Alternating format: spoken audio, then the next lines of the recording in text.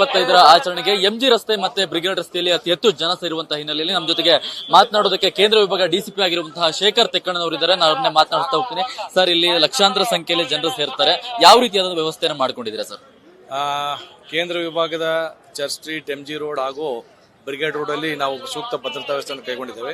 ಭದ್ರತೆಗೋಸ್ಕರ ಸುಮಾರು 2000 ಜನ ಸಿಬ್ಬಂದಿಯನ್ನು ನಿಯೋಜನೆ ಮಾಡಿಕೊಂಡಿದ್ದು, ಹೋಮ್ ಗಾರ್ಡ್ಸ್ ಮತ್ತು ಸಿವಿಲ್ ಡಿಫೆನ್ಸ್ ಸ್ಟಾಫ್ ಅನ್ನು ಕೂಡ ನಿಯೋಜನೆ ಮಾಡಿಕೊಂಡಿದ್ದೇವೆ. ಮಹಿಳೆಯರ ಒಂದು ಸುರಕ್ಷತಾ ದೃಷ್ಟಿಯಿಂದ ಬ್ರಿಗೇಡ್ ರೋಡ್ ಅಲ್ಲಿ ಮಹಿಳೆಯರಿಗೋಸ್ಕರನೇ ವಿಶೇಷವಾದ ಒಂದು ಎಂಟ್ರಿಯನ್ನು ಕೊಡ್ತಾ ಇದ್ದೇವೆ. ಅದರ ಜೊತೆಗೆ 12 ವಾಚ್ ಟವರ್ಸ್, ಅದರ ಜೊತೆಗೆ ಒಂದು 19 ವುಮನ್ ಸೇಫ್ಟಿ ಐಲ್ಯಾಂಡ್ಸ್ ಗಳನ್ನ ನಿಯೋಜನೆ ಮಾಡಿಕೊಂಡಿದ್ದು, ಯಾವುದೇ ರೀತಿಯ ಅಹಿತಕರ ಘಟನೆ ನಡೆದಾಗೆ ನಾವು ಸೂಕ್ತ ಭದ್ರತೆಯನ್ನು ಮಾಡಿಕೊಂಡಿದ್ದೇವೆ. ಎಷ್ಟು ಜನಸಂಖ್ಯೆ ಇಲ್ಲಿ ಸೇರುವಂತಹ ಸಾಧ್ಯತೆ ಇದೆ ಸರ್?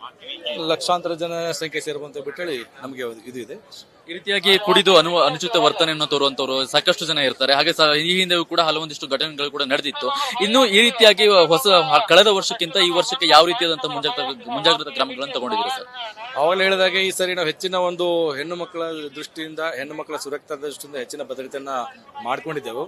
ಈ ಭದ್ರತೆಗೋಸ್ಕರ ನಾವು ಒಂದು ಚೆನ್ನಮ್ಮ ಪಡೆಯನ್ನ, ಅದರ ಜೊತೆಗೆ 400 CCTVಗಳನ್ನು ಕೂಡ ಅಳವಡಿಸಿದ್ದು, ಆ CCTV ಫೀಡ್ ಅನ್ನ ನಾವು ನಮ್ಮ ಕಂಟ್ರೋಲ್ ರೂಮ್ ಕೊಡ್ತಾ ಇದ್ದೆವು. ಅದರ ಜೊತೆಗೆ ಕಂಟ್ರೋಲ್ ರೂಮ್ ಅನ್ನು ಕೂಡ ಇಲ್ಲೇ ತೆರೆದಿದ್ದು, ಏನು CCTVಯಲ್ಲಿ ಅದನ್ನ ಏನು ಮಾಹಿತಿ ಬರುತ್ತೋ ಅದನ್ನ ಇಮಿಡಿಯೇಟ್ ಆಗಿ ನಮ್ಮ ಫೀಲ್ಡ್ ಅಲ್ಲಿ ಇರ್ತಕ್ಕಂಥ ಎಲ್ಲ ಸಿಬ್ಬಂದಿಗಳು ತಿಳಿಸುವ ಹಾಗೆ ನಾವು ಕಮ್ಯುನಿಕೇಶನ್ ಸಿಸ್ಟಮ್ ಅನ್ನು ಡೆವಲಪ್ ಮಾಡ್ಕೊಂಡಿದ್ದೀವಿ. ಎಷ್ಟು ಗಂಟೆ ತನಕ ಅವಕಾಶ ಇದೆ ಸರ್? ಈಗ ಸಾರ್ವಜನಿಕರಿಗೆ ಈ ಮೂಲಕ ಏನ್ ಹೇಳಕ್ ಇಷ್ಟಪಡ್ತೀವಿ?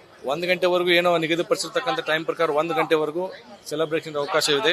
ತದನಂತರ ಸಾರ್ವಜನಿಕರು ಯಾವುದೇ ರೀತಿಯ ಬೇರೆಯವರಿಗೆ ತೊಂದರೆ ಕೊಡದ ಹಾಗೆ ಹೊಸ ವರ್ಷನ ಆಚರಣೆ ಮಾಡ್ಕೋಬೇಕು ಮತ್ತು ಪೊಲೀಸರೊಂದಿಗೆ ಸಹಕರಿಸಬೇಕು. ಪೊಲೀಸರಿಗೆ ಕೊಡ್ತಕ್ಕಂಥ ನಿರ್ದೇಶನಗಳನ್ನ ಪಾಲಿಸಬೇಕು. ಧನ್ಯವಾದಗಳು ಸರ್. ಇದಿಷ್ಟು ಕೇಂದ್ರ ವಿಭಾಗ ಡಿಸಿಪಿ ಆಗಿರುವಂತಹ ಶೇಖರ್ ತೆಕ್ಕಣ್ಣನವರ ಮಾತುಗಳು. ಕ್ಯಾಮರಾ ಪರ್ಸನ್ ಕಿರಣ್ ಜೊತೆಗೆ ಶರತ್, ಅಶ್ವವೇಗ ನ್ಯೂಸ್, ಬೆಂಗಳೂರು.